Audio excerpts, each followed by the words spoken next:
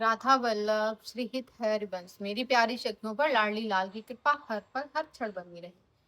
आज हम बात करेंगे कि महाराज जी से दीक्षा कैसे प्राप्त करें, क्योंकि मैं खुद ही महाराज जी की दीक्षा के प्रोसेस में चल रही हूँ। हमारी 3 उपस्थितियां हो चुकी हैं और चौथी उपस्थिति है जो कि 9 अगस्त को है।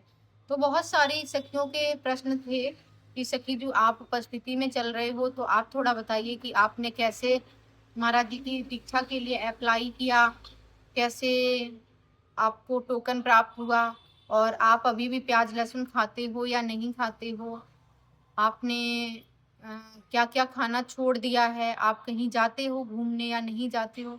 तो वो सारी चीजें मैं आपको इस वीडियो में बताऊंगी, अंत तक बने रहिए। तो सबसे पहले दीक्षा। दीक्षा का भाव आपके अंदर अपने आप से नहीं आया, ये बहुत बड़ी बात है। दीक्षा लेने के लिए अगर हमारे अंदर भाव आ रहा है तो ये भाव हमारा अपने आप से नहीं आया है। ये भाव हमारे गुरुदेव और हमारी श्री जी ने ही भेजा है। जब हमारे अंदर ये भाव आता है, उसी टाइम हमें हमारे गुरुदेव और हमारी श्री जी अपना लेते हैं, क्योंकि हम आज भी वही हैं जो कल थे। आज से पहले ये भाव क्यों नहीं आया, आप खुद सोचिए। क्या गुरुदेव नहीं थे? गुरुदेव भी पहले वही थे, हम भी वही थे, लेकिन आज से पहले हमारे अंदर ये भाव ही नहीं जागा, क्योंकि हमारे गुरुदेव और श्री जी ने हमें तब चुना ही नहीं था। अब हमें हमारे गुरुदेव और श्री जी ने चुन लिया है, तो ये भाव हमारे अंदर जाग गया है। तो बहुत सी सखियां हैं जो ये सोचती हैं कि हम तो वृंदावन नहीं जा पा रहे, तो हम गुरु जी के बताए हुए नियम कैसे फॉलो करें, कौन से वाणी जो पाठ पढ़ें, कौन सी दिनचर्या करें, अष्टयाम की सेवा कैसे करनी है और कितनी सेवा करनी चाहिए। बहुत सी उनके मन में सवाल जवाब चलते हैं, इसलिए वो सोचती हैं कि छोड़ो, रहने दो, नहीं हो पाएगा, हमसे नहीं हो पाएगा। लेकिन ऐसा नहीं है।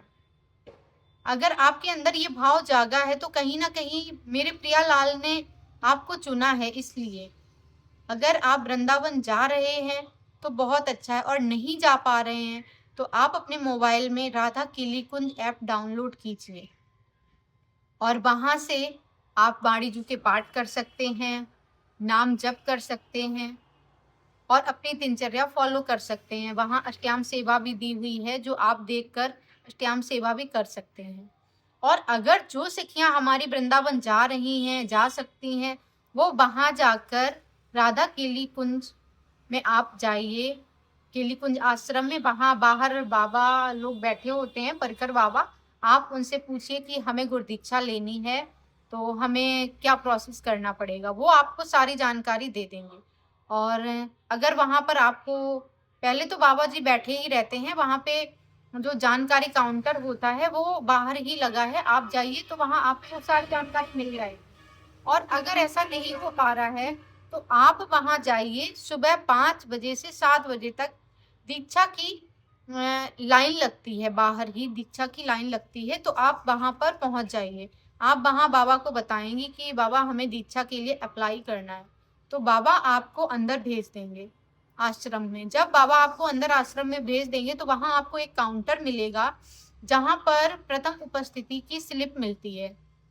पहली स्लिप दूसरी तरीके से आती थी, सिर्फ उसमें डेट लिख देते थे कि ये आपकी प्रथम उपस्थिति है, लेकिन अब जो स्लिप आ रही है उसमें सारी दिनचर्या आपको देते हैं कि आपको इतने छंद हित 84 जी के पढ़ने हैं, इतने पद पढ़ने हैं, इतने छंद आपको सेवक वाणी जी को करने हैं, और राधा सुधा निधि से कितने पद पढ़ने हैं, नित्य पाठ रसोपासना कैसे करनी है, कितनी पढ़नी है, कौन सा मंत्र जाप करना, आपको सारी उस स्लिप में लिखा हुआ मिल जाता है।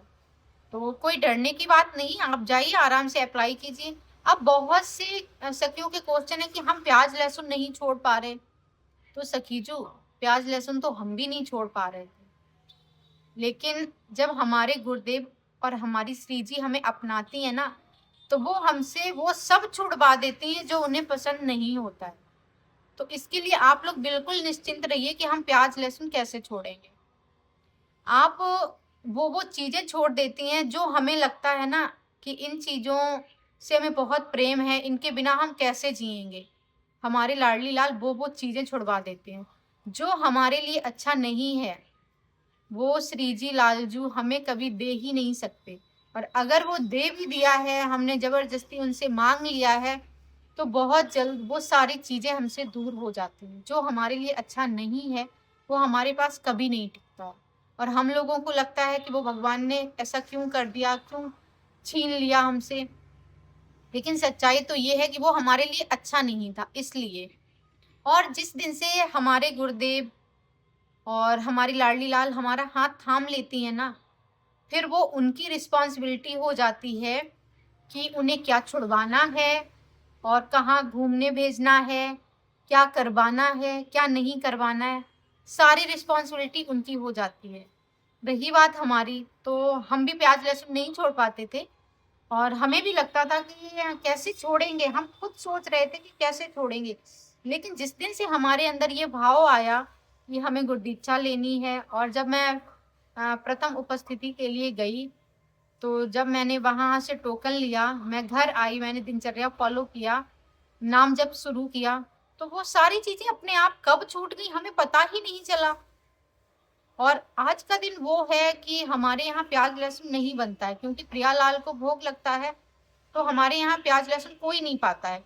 यहाँ तक कि हमारे बच्चे भी प्याज लहसुन नहीं पाते हैं।